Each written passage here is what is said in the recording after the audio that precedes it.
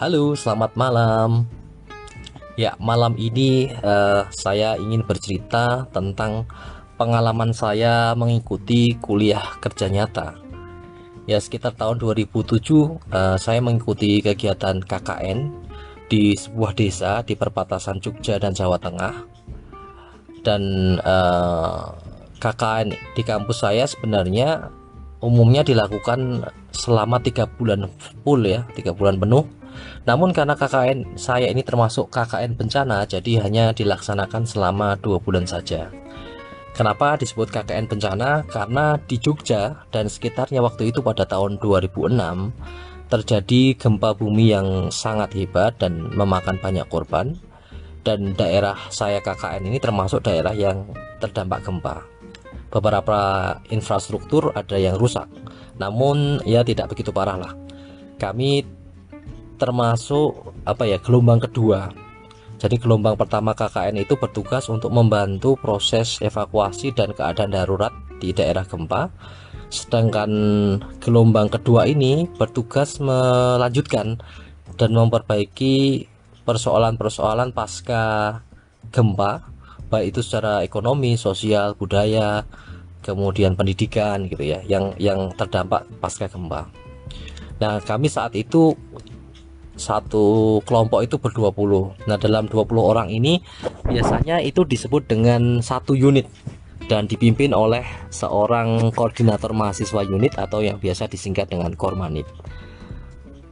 20 orang tersebut itu dibagi menjadi 2 kelompok lagi yang disebut dengan subunit dan dipimpin oleh masing-masing koordinator mahasiswa subunit.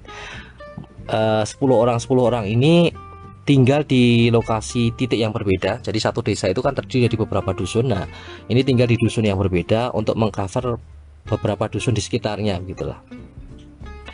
Nah, karena tugas gelombang kedua ini membantu mengatasi problem-problem yang ada di masyarakat pasca gempa, maka Kormanit atau koordinator mahasiswa unit itu biasanya dibantu oleh koordinator mahasiswa bidang atau Kormabid, atau mungkin bahasa mudahnya adalah menteri ya.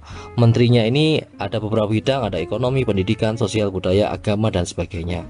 Nah, kebetulan saya ditunjuk sebagai Kormabid Sosbud sosial budaya karena jurusan saya sosial, entah apalah mereka menuju saya menjadi koordinator mahasiswa bidang sosial.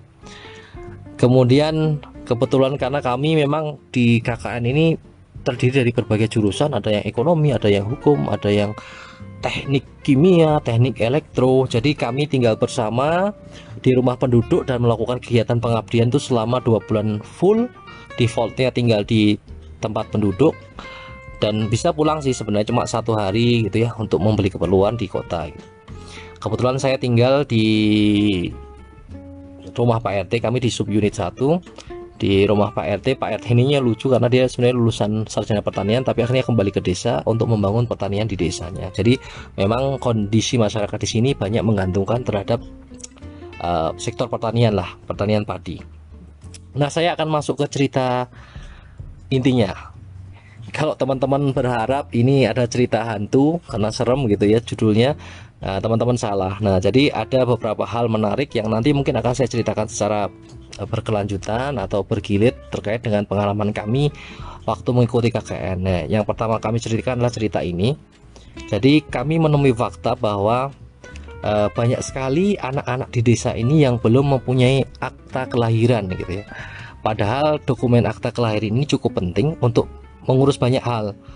Salah satu yang paling penting adalah ngurus KK itu harus punya, untuk menambahkan nama di KK itu harus ada surat akta kelahiran gitu. Untuk mengurus sekolah itu juga butuh akta kelahiran. Mungkin untuk ngurus beasiswa dan sebagainya juga butuh akta kelahiran. Nah, ternyata di masyarakat di sini ini tidak banyak yang mempunyai akta kelahiran. Kenapa alasannya? Jadi kami coba selidiki ya. Pertama adalah rupanya ini ada oknum yang memanfaatkan kondisi desa yang jauh dari pusat pemerintahan untuk memberikan informasi yang salah. Jadi desa ini sebenarnya masuk kawasan Jawa Tengah, mepet Jogja, DIY maksud saya. Tapi kalau ke pusat pemerintahan Jawa Tengahnya di kotanya itu cukup jauh, ya sekitar mungkin 45 sampai 1 jam lah naik motor. Nah, mereka memberikan informasi yang salah bahwa mengurus akta itu susah, berbelit-belit, harganya mahal, dan oknum tersebut bersedia membantu dengan memasang tarif yang mahal untuk mengurus akta. Karena mahal itu kadang-kadang orang malas juga, nggak usah lah, nggak usah pakai akta gitu. Padahal pengalaman kami nanti akta kelahiran itu gratis sebenarnya, gratis banget, nggak ada mungkin paling bensin aja 10.000 lah menuju ke pusat pemerintahan itu. Walhasil karena informasi yang salah ini orang jadi malas mengurus. Kedua, desa ini memang cukup jauh dari pusat pemerintahan, sudah saya jelaskan tadi ya. Jadi dia agak masuk, kemudian kalau ke pusat pemerintahan dia agak naik motor lah 1 jam. Kalau ke Jogja juga sebenarnya agak 1 jam juga. Jadi di tengah-tengah gitu.